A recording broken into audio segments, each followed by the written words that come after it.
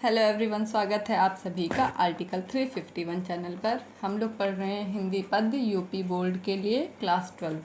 और आज का जो सेशन है ये है सुमित्रा नंदन पंत द्वारा लिखा गया बापू के प्रति चैप्टर की व्याख्या हम लोग पढ़ेंगे।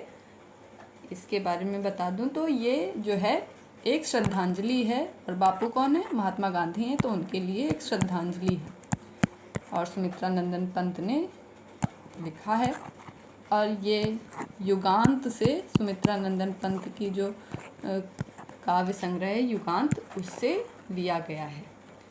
इसमें गांधी जी के सत्य, हिंसा और जो भी उन्होंने ब्रिटिश यानी कि अंग्रेज़ों के खिलाफ जितना भी साम्राज्यवाद के खिलाफ इन्होंने लड़ाई की थी, वो सब इसका वर्णन है कि किस तरीके से इन्होंने लोगों की रूढ़िगत और मानसिकता जो थी उसको चेंज किया अपने प्रेम और अन्याय ना सहने के लिए। जिस तरीके से उन्होंने लोगों को सिखाया, वो सब का वर्णन है इसमें। तो लेसन की व्याख्या पढ़ते हैं।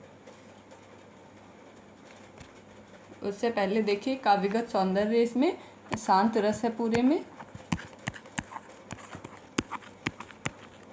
मुक्तक छंद है, शांत रस, मुक्तक छंद, अनुप्रास और रूपक अलंकार है, कहीं कहीं पे विरोधाभास अलंकार है, और खड़ी बोली भाषा है, मुक्तक शैली है कह सकते हैं। और इसमें लक्षणा शैली, अब लक्षणा जो है शब्द शक्ति है। लक्षणा मतलब कि इसका जो अर्थ है उसको हम लोग सेम टू सेम अर्थ नहीं निकाल सकते हैं, इस लक्षण देख के अपने अकॉर्डिंग व्याख्या जो है निर्धारित करनी है हमको। तो शुरू करते हैं। तुम मांसहीन, तुम रक्तहीन, हे अस्तिशेष तुम अस्तिहीन, तुम शुद्ध बुद्ध आत्मा केवल, हे चिर पुराण, हे चिर नवीन। तो जो सुमित्रा नंदन पंत हैं वो कह रहे हैं कि बापू जो हैं वो मांसहीन है, यानी कि उनके शरीर में मांस नहीं बचा है, मतलब दुबले पतले से थे ना, एकदम सूखी हड्डी जैसे दिखाई देते थे। तो तुम्हारे अंदर क्या है? मांस नहीं रह गया है और ना ही रक्त रह गया है, तुम केवल हड्डियों के ढांचे जैसे हो। बापू से कह रहे हैं कि तुम केवल हड्डियों के ढांचे जैसे हो, और कभी कभी तो लगता है कि तुम में अस्थिहीन यानी कि अस्थियां भी नहीं बची हैं। तुम शुद्ध बुद्ध आत्मा केवल, और ऐसा लगता है कि आप, हे बापू, आप तो केवल शुद्ध बुद्ध जैसे गौतम बुद्ध थे ना, एकदम ज्ञानी पुरुष, वैसे ही आप भी एकदम प्रबुद्ध हैं और आप एकदम शुद्ध आत्मा हैं, आप में कोई बुराई नहीं है। और हे चिर पुराण, यानी कि पुराण का मतलब होता है पुराना, और नवीन यानी कि नया। तो आप एकदम पुराने भी हैं और आप एकदम नए भी, यानी कि आप में पुरातनता भी है, प्राचीन जो भारतीय गुण थे वो भी हैं, और आधुनिकता बोध भी है आपके अंदर। तो या फिर इसको इस तरीके से कह सकते हैं कि आप प्राचीनता और नवीनता के समन्वय हैं, क्योंकि आप में प्राचीन जो लक्षण थे उनको भी ग्रहण किया है और आप लोगों को आधुनिकता की ओर बढ़ने का भी सुझाव दे रहे हैं। तुम पूर्ण इकाई जीवन की, तुम में असार भव शून्य लीन, आधार अमर होगी जिस पर भावी की संस्कृति समासीन। भावी यानी कि भविष्य, संस्कृति समासीन यानी कि उसमें स्थापित होगी। समासीन का मतलब होता है स्थापित होगी। आधार का मतलब है बेस या फिर नींव। भव का मतलब है ये जो दुनिया है, और शून्य का मतलब होता है आकाश भी होता है शून्य का मतलब, और ऐसी जगह भी होता है जिसमें कुछ ना हो। तो यहाँ पे कह रहे हैं कि तुम जो हो इस असार यानी कि सारहीन, या जो इतनी बड़ी दुनिया है या इतना बड़ा ब्रह्मांड है उसमें क्या हो, एक उस दुनिया में एक छोटी सी जीवन की पूर्ण इकाई हो, यानी कि तुम में सारी पूर्णता है, तुम हर चीज़ से पूर्ण हो, एकदम ज्ञानी हो, पूर्ण हो, और इस जो इतना बड़ा विशाल ब्रह्मांड है उसमें एकदम विस्तृत हो। तुम आधार बनोगे, आधार अमर क्या हो? हे बापू, तुम आधार हो, जो भविष्य की संस्कृति स्थापित होगी, तुम उसके आधार हो।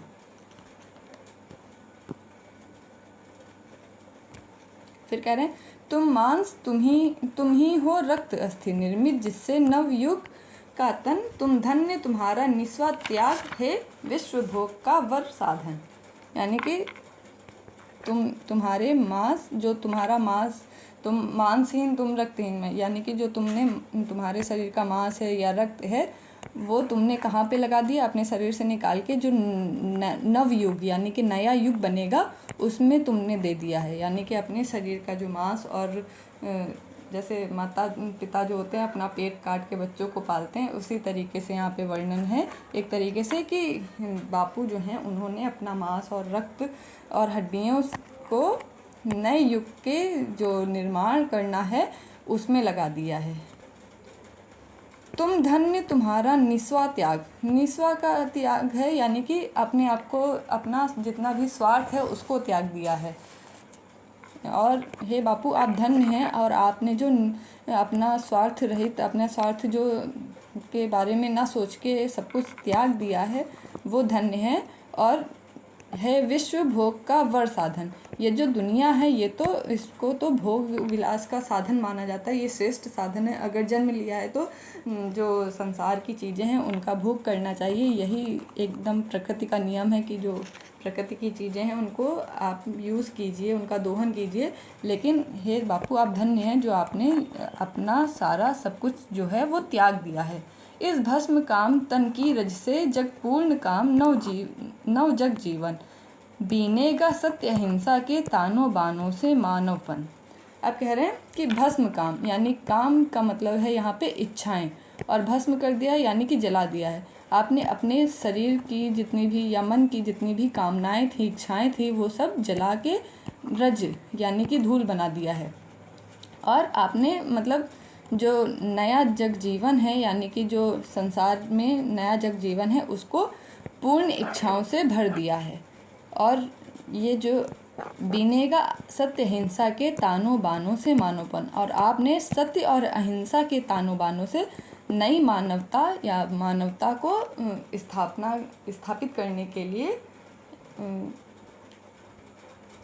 संदेश दिया है। एक तरीके से कह सकते हैं कि आपने सत्य अहिंसा के तानों बानों से मानवता पनपेगी या मानव जो है नई मानवता विकसित होगी आपके सत्य और अहिंसा के विचारों पर।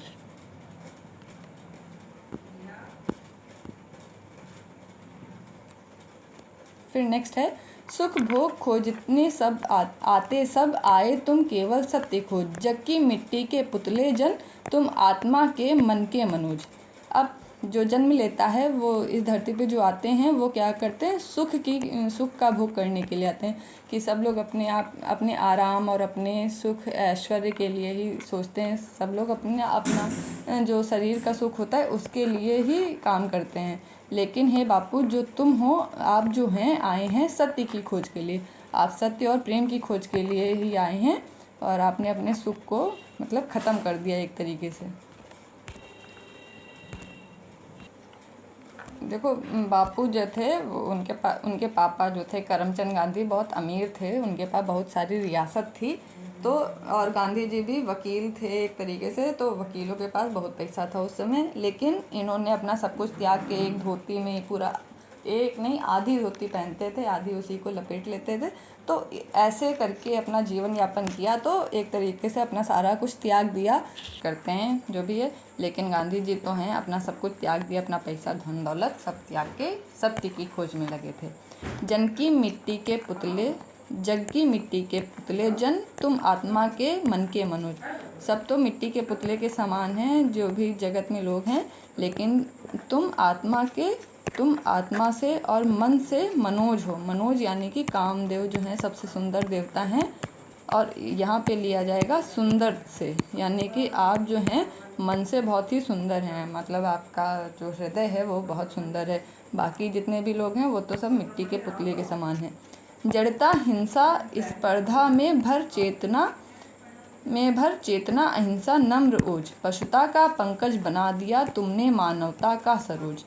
तो जड़ता यानी कि आलसीपन जो है, हिंसा यानी कि मार काट जो है आलसीपन, जड़ता का मतलब आलसीपन, हिंसा का मतलब है जो भी मार काट है, स्पर्धा यानी कि कंपटीशन या प्रतिस्पर्धा, लोगों से द्वेष लड़ाई झगड़ा ये सब जो होता है ना उसको जो ये सारी लोगों के अंदर चीज़ें थी इनको आपने चेतना यानी कि जो आलसी लोग थे उनको काम करने के लिए प्रवृत्त कर दिया, यानी कि उनको सिखाया कि या उनको प्रेरित किया कि काम करो अपना और ऐसे आलस में ना पड़े रहो, कुछ अच्छा करो देश के लिए। जो हिंसक प्रवृत्ति के लोग थे उनको अहिंसा का मार्ग बता दिया कि अहिंसा से ही सब कुछ जीता जा सकता है। और लोग जो कंपटीशन वगैरह कर रहे थे उनको उनके अंदर नम्रता का और ओज भर दिया है। और पशुता का पंकज बना दिया। जो लोगों के मन की पशुता थी, जो लोगों के मन में या हृदय में पाशविक बुद्धि थी, यानी कि पशुओं के समान लोग अनाचारी थे, ऐसा पंकज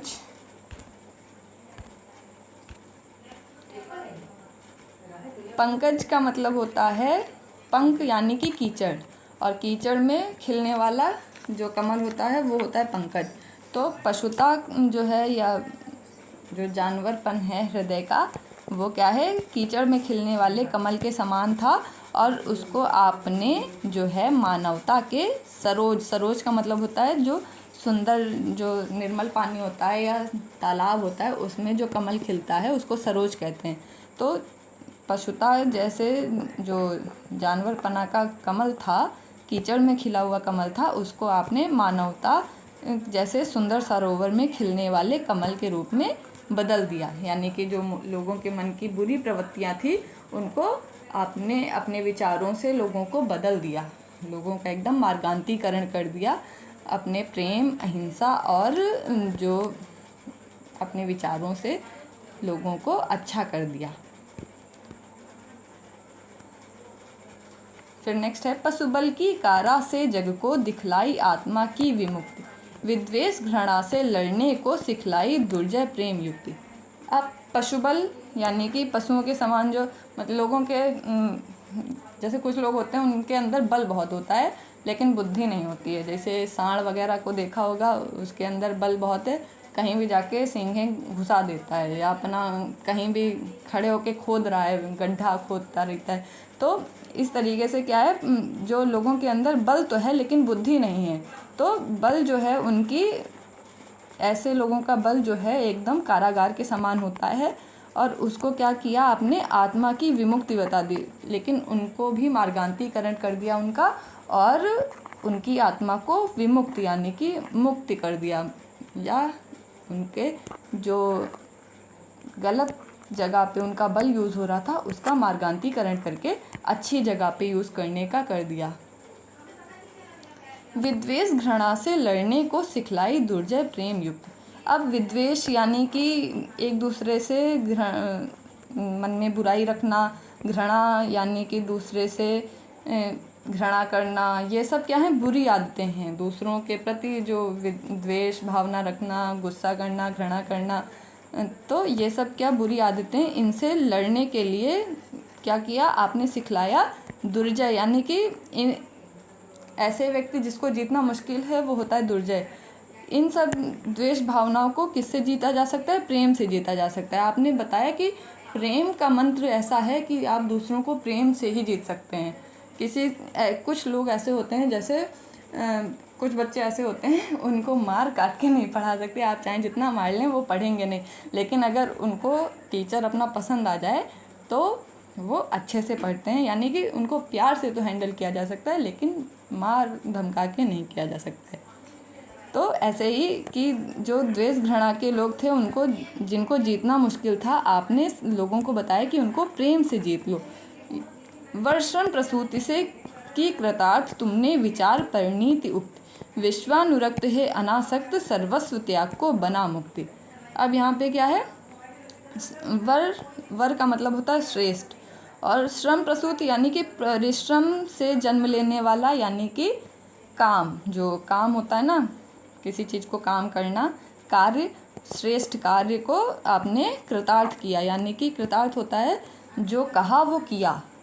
तुम विचार परिणीति उक्त, यानी कि उक्ति, जो कहा है उसको करके दिखाया है। आपने अपने विचारों को जो प्रकट किया था या आप जो बोलते हैं उसको करके भी दिखाया है। यानी कि केवल कुछ लोग होते हैं ना, केवल हवा में बातें करते रहते लेकिन वो करते नहीं हैं, है ना। लेकिन गांधी जी जो हैं वो, उनको कवि कह रहे हैं कि आप जो कहते हैं वो करके भी दिखा रहे हैं और आप लोगों को भी प्रेरित कर रहे हैं कि कृतार्थ, मतलब जैसे अब कर्म करने के लिए अपने जीवन को कृतार्थ करो। ऐसे विश्वानुरक्त है अनासक्त, आप विश्व में अनुरक्त यानी कि विश्व के प्रेम में डूबे हुए हैं आप, और अनासक्त यानी कि आपको अपने लिए कोई इच्छा नहीं रह गई है, और किसी चीज़ की मतलब बहुत ज़्यादा इच्छा होती है ना, सही हो चाहे गलत हो, उसको प्राप्त करना है, इसको कहते हैं आसक्ति। तो आपके अंदर कोई भी आसक्ति नहीं है, बुरी इच्छा नहीं है, आपने अपना सर्वस्व त्याग कर दिया है, और यही मोक्ष का साधन है, ये लोगों को भी बतला दिया है। यानी कि महात्मा गांधी जी ने, कवि कहना चाह रहे हैं कि आपने लोगों को भी सिखला दिया है कि जो विश्व से मतलब जितनी भी लोग हैं उनसे प्रेम करो, अपनी जितनी भी बुरी आदतें हैं, बुरी इच्छाएं हैं, आसक्तियां हैं, उनको त्याग के अपने आप को न्यौछावर कर दो, यही तुम्हारे मोक्ष का साधन है। जैसे लोग भक्ति भावना रखते हैं, पूजा पाठ करते हैं कि हमको स्वर्ग मिले, लेकिन महात्मा गांधी कह रहे हैं कि दूसरे लोगों से प्यार करोगे तो तुमको मोक्ष जरूर मिलेगा। फिर नेक्स्ट है, उरके चरखे में कात सूक्ष्म युग का विषय जनित विषाद, गुंजित कर दिया गगन जग का, भर तुमने आत्मा का निनाद। अब गांधी जी जो हैं वो चरखा चलाते थे और सूत काटते थे, तो उसी का यहाँ पे यूज़ किया है। पंत जी कह रहे हैं कि जैसे तुम उर यानी कि हृदय रूपी चरखा जो है उसमें क्या किया, जैसे आप चरखा काट के उसमें सूत का धागा लपेटते थे और सूत काटते थे, वैसे ही आपने लोगों के हृदय रूपी चरखे में सूत काट के उनके जो हृदय में युग युग से विषय विकार जनित जितना भी विषाद यानी कि दुख पीड़ाएं थी, उनको भी उस सूक्ष्म जो चरखा है उसमें काट डाला है। यानी कि जो लोगों के मन में गांठें थी वो सारी खोल दी हैं, उनको सबको भी उसी चरखे में काट दिया है। गुंजित कर दिया गगन जग का, यानी कि धरती आकाश, गगन यानी कि आकाश और जग यानी कि धरती आकाश में आपने गुंजित कर दिया है, और क्या किया है, आपने आत्मा को निनाद यानी कि ध्वनि से, मधुर ध्वनि जो होती है या संगीत से भर दिया है।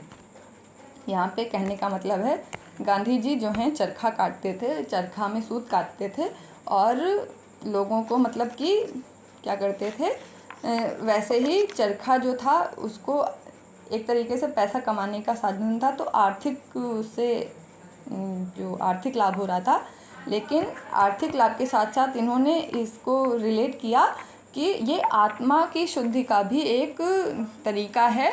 जैसे चरखे में लोग सूत काटते हैं, वैसे ही हृदय रूपी चरखे में क्या है, सूत काटेंगे तो उनके मन के जो गांठें हैं और जो पुरानी जितनी भी विषय वासनाएं की चीज़ें हैं, वो सारी गांठें जो हैं वो उसी सूत के हृदय रूपी चरखे में कत जाएंगी, और लोगों का जो धरती आकाश में गुंजित हो जाएगा, जो आत्मा से शुद्ध प्रेम का जो संगीत निकलेगा वो सारा भर जाएगा।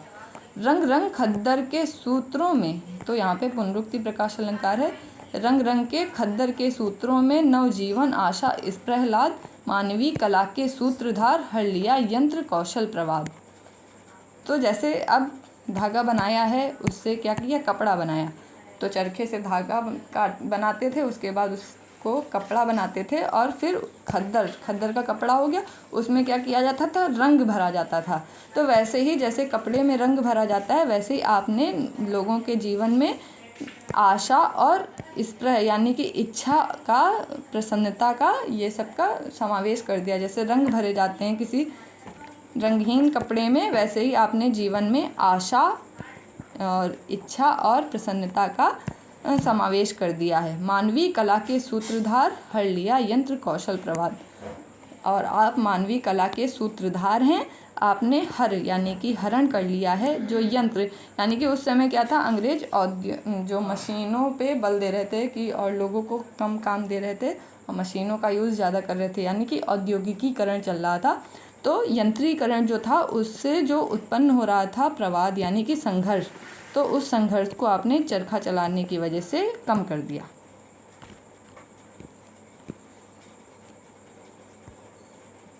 फिर नेक्स्ट है, साम्राज्यवाद था कंस बंदिनी मानवता, पशु बलाक्रांत दासता श्रृंखला दासता प्रहरी बहु, निर्मम शासन पद शक्ति भ्रांत। तो जो साम्राज्यवाद था वो कंस के समान था, यानी कि ब्रिटिश राज्य जो है, जैसे कंस था, उसने जो कृष्ण की माता थी यशोदा के अलावा दूसरी देवकी, तो कंस ने देवकी और वसुदेव को जेल में बंद रखा था और जेल में ही फिर इनके ऊपर बहुत सारे पहरेदार लगे हुए थे। वहाँ पे कृष्ण का जन्म होता है। तो जो साम्राज्यवाद है उसको कंस बताया है, जो ब्रिटिश शासन है उसको कंस की तरीके यहाँ पे बताया है। और वंदनीय मानवता, और मानवता जो है यानी कि देवकी जो है वो कंस की बंदी हैं यहाँ पे। और पशु बलाक्रांत, यानी कि और जितने भी लोग हैं वो कंस के, जितने भी जनता थी वो क्या थी, कंस के जो ताकत थी उससे भयभीत थी। और श्रृंखला यानी कि जंजीरें जो थी वो गुलामी की जंजीरों से वो बंधे हुए थे और उनके ऊपर बहुत सारे पहरेदार भी लगे हुए थे।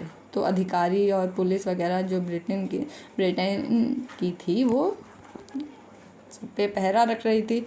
और निर्मम थे, यानी कि और जो ब्रिटिश शासन के पद के अधिकारी थे वो क्या थे, निर्मम थे, अपनी शक्ति में एकदम घमंड में मद में चूर थे।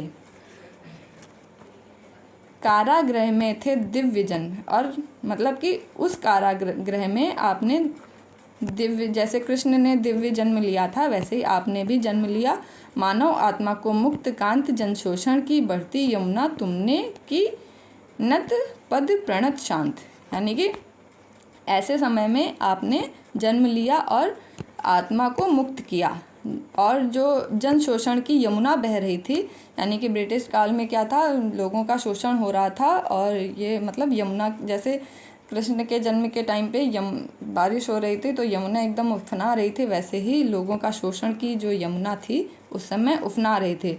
और जो बापू हैं उन्होंने मतलब कि जैसे कृष्ण ने पैर लगा के यमुना को झुका दिया था, वैसे ही अपने पैरों में जो बापू हैं उन्होंने जन शोषण को कम करा के ब्रिटिश जो अधिकारी थे उनको झुकाया था।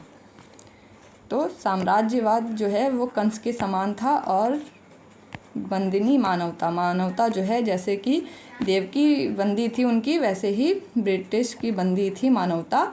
और जो उनके बल से, भय से सभी जनता जो थी वो डरी हुई थी और गुलामी की, दासता की जो जंजीरों से सब लोग जकड़े हुए थे। बहुत सारे प्रहरी थे, शासन पद के अधिकारी जो थे निर्मम और अपनी शक्ति और घमंड में चूर थे।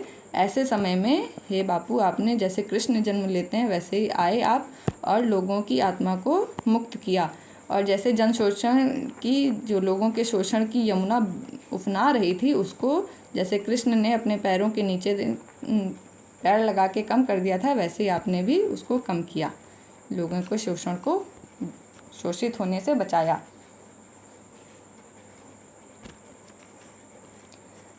कारा थी संस्कृति विगत भित्ति, बहुधर्म जाति गति रूप नाम, बंदी जग जीवन भू विभक्ति, विज्ञान मूढ़ जन प्रकृति काम।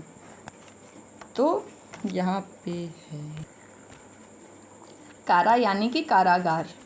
जो हमारी प्राचीन संस्कृति थी, विगत यानी कि प्राचीन संस्कृति थी, वो हमारी जैसे ब्रिटिश राज के अंतर्गत हमारी जो पुरानी संस्कृति रीति रिवाज थे वो तो एकदम जेल में बंद थे और पाश्चात्य संस्कृति का एकदम फैलाव हो रहा था उस समय।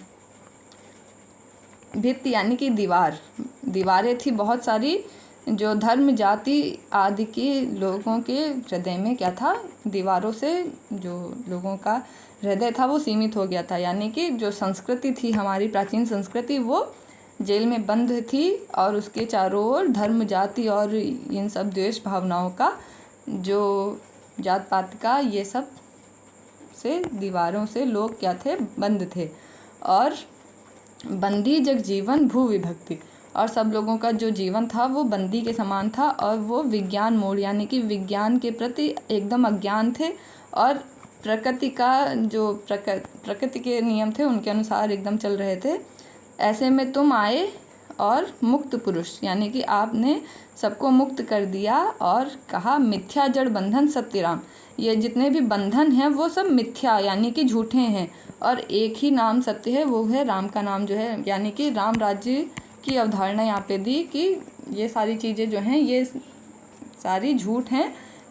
और कहा ना नृतम जयति सत्यम माँ भय, यानी कि ना नृतम की झूठ की जो है कभी जय नहीं होती है। सत्यम माँ, यानी कि हमेशा सत्य की ही विजय होती है। माँ भय, यानी कि इसलिए भयभीत मत हो या डरो नहीं। जय ज्ञान ज्योति तुमको प्रणाम, हे ज्ञान ज्योति, यानी कि बापू जी को कह रहे हैं कि हे ज्ञान ज्योति आपको नत नत प्रणाम है या नत नत नमस्कार है। यहाँ पे कहने का मतलब है कि हमारी प्राचीन संस्कृति जो थी वो जेल में बंद थी, और जेल की दीवारें जो बहुत सारी जैसे धर्म जाति और इन सब से छुआछूत से लोग ग्रसित थे, इसलिए ये सब दीवारें थी लोगों के बीच में एक दूसरे को दूर किए हुए थे। हम लोग जो थे विज्ञान के प्रति अज्ञान थे और प्रकृति के नियमों से भी एकदम विरुद्ध काम कर रहे थे। इस समय पे आप आए और आपने लोगों सबको मुक्त किया, उनके हृदयों को खोल दिया, ये सारी जो चीज़ें थी इनको ख़त्म करने का एकदम प्रयास किया। और आपने बताया कि ये जो जितने भी बंधन हैं ये सब संसारिक, ये मिथ्या यानी कि झूठे हैं, और एक ही नाम सत्य है, यानी कि जो राम का नाम है वो सत्य, राम के आदर्शों का पालन करना चाहिए। और ना नृतम जयति सत्यम, यानी कि जो झूठ है उसकी कभी भी जयकार नहीं होती है। अंततः जो सत्य की ही विजय होती है, झूठ चाहे जितना भी फैला लिया जाए सत्य की विजय होती है। माँ भय, यानी कि इसलिए डर नहीं रखना चाहिए, किसी चीज़ से डरो नहीं। और हे ज्ञान ज्योति आपको प्रणाम है। तो इस तरीके से व्याख्या कंप्लीट होती है। Thank you very much for watching this video.